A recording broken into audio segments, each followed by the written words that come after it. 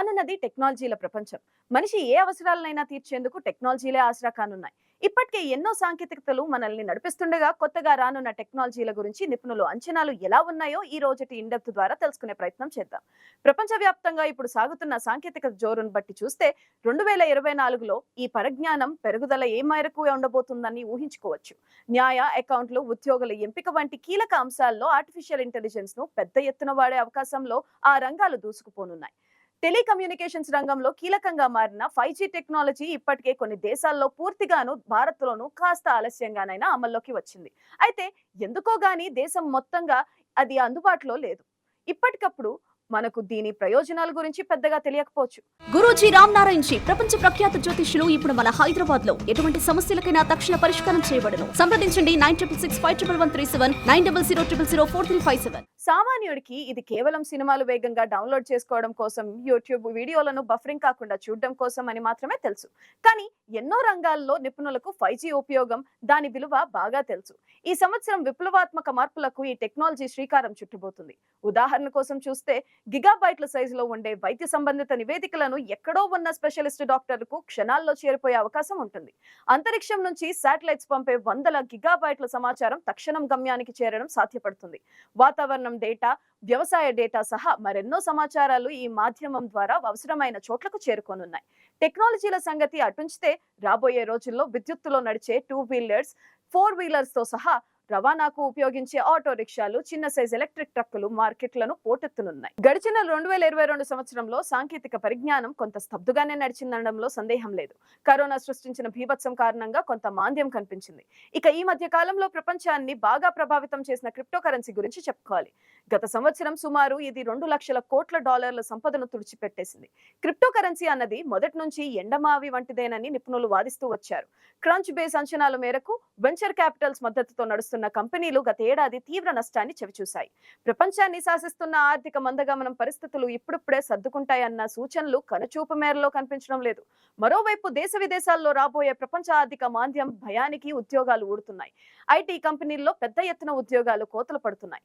కొత్త సంవత్సరంలోకి అడుగుపెట్టిన తర్వాత అంటే 2024లో గత సంవత్సరం నేర్చుకున్న పాఠాలను నెమరు వేసుకుని భవిష్యత్తులో అవి రిపీట్ కాకుండా చూసుకోవాలి. అయితే ఈ సంవత్సరం టెక్నాలజీ కంపెనీల పరిస్థితి బాగానే ఉండబోతుందని నిపుణులు చెబుతున్నా అలా మాత్రం జరగడం లేదు. తాజాగా మరికొన్ని దిగ్గజ కంపెనీలు వేల సంఖ్యలో ఉద్యోగులపై వేటు వేయడం సంచలనం సృష్టించింది. నిజానికి జరగాల్సిన నష్టం ఇప్పటికే జరిగిపోయింది. మన దేశం విషయానికి వస్తే ప్రపంచ స్థాయిలో స్థూల ఆర్థిక వ్యవస్థ ఒడిదుడుకుల ప్రభావం కొంత ఉన్నప్పటికీ భారత్ లో మాత్రం ఆర్థిక వ్యవస్థ స్థిరంగానే ఉంది. మరి ముఖ్యంగా కార్పొరేట్ రంగం డిజిటలీకరణ వేగం పుంజుకుంటూ ఉండటం ద్వారా ఐటీ రంగానికి లాభం చేకూరనుంది. ఈ నేపథ్యంలో భారతీయ దృక్కోణం నుంచి చూస్తే 5 రంగాల్లో ఆసక్తికరమైన భవిష్యత్తు కనిపిస్తుంది. అందులో మొట్టమొదటిగా వచ్చేది ఐటీ సేవల రంగం అని చెప్పుకోవచ్చు. పక్కాగా చెప్పుకోవాల్సిన విషయం ఏమిటంటే ఈ రంగానికి సమీప భవిష్యత్తులో ఏ ఢోకా లేదు. ఐటీ సేవల రంగంలో కంపెనీలు మందగమనం ప్రభావాన్ని సునాయాసంగా దాటేయగలవని చెబుతున్నారు నిపుణులు.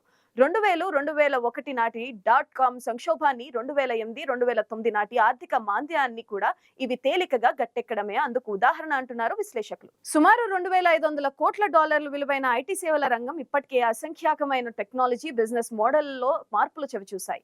ఈ అడ్డంకులన్నీ దాటుకుని ఐటీ సేవల రంగం నిత్యం రెండంకెల వృద్ధిని నమోదు చేసింది. అంతేకాదు ఈ తరం కంపెనీలు కలగానే స్థాయిలో నెట్ మార్జిన్ ను కూడా 20% వరకు నమోదు చేశాయి. ఉదాహరణకు ప్రముఖ TCS ను తీసుకుంటే 2008, 2009లో ఈ కంపెనీ 23% వృద్ధి చెందింది.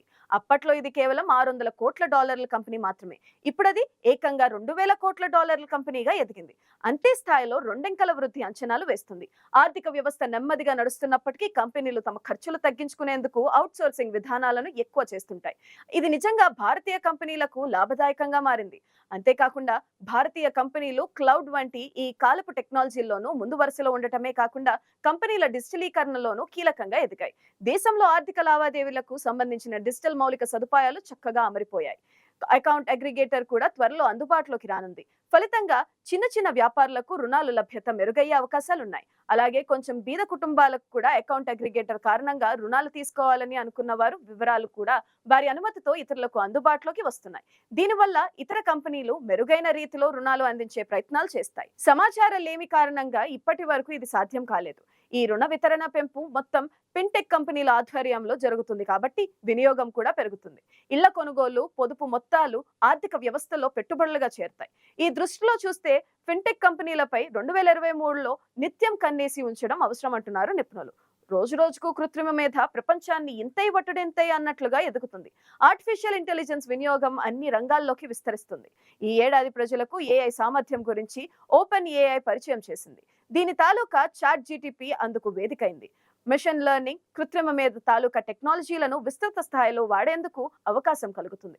ఇలాంటి వేదికలు మానవ వనరుల కోసం ఎక్కువ ఖర్చు పెట్టాల్సిన రంగాల్లో కొత్త సంవత్సరం కృత్రిమ మేధ వాడకం ఉండబోతుందని అంచనా. న్యాయ, అకౌంట్ల సంబంధిత రంగాల్లో అది ప్రముఖంగా కనిపించబోతుంది. దీంతో పాటే ఆర్థిక వ్యవస్థల్లో మోసాలను పసిగట్టేందుకు మార్కెటింగ్, ఆటోమేషన్, ఉద్యోగుల ఎంపిక, నియామకం వంటి అంశాల్లో కృత్రిమ మేధను పెద్ద ఎత్తున వాడేందుకు అవకాశం ఉంది. ఇక్కడ ఒక స్టార్టప్ కంపెనీ గురించి మనం చెప్పుకోవాలి. ఆ స్టార్టప్ పేరు వాయిసోసి.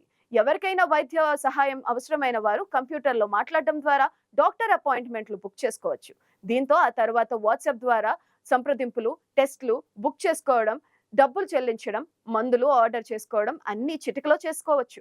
అంతేకాదు విద్యుత్ వాహనాల విషయానికొస్తే గత సంవత్సరం ఈవీలో హల్చల్ పెద్ద ఎత్తునే మొదలైంది.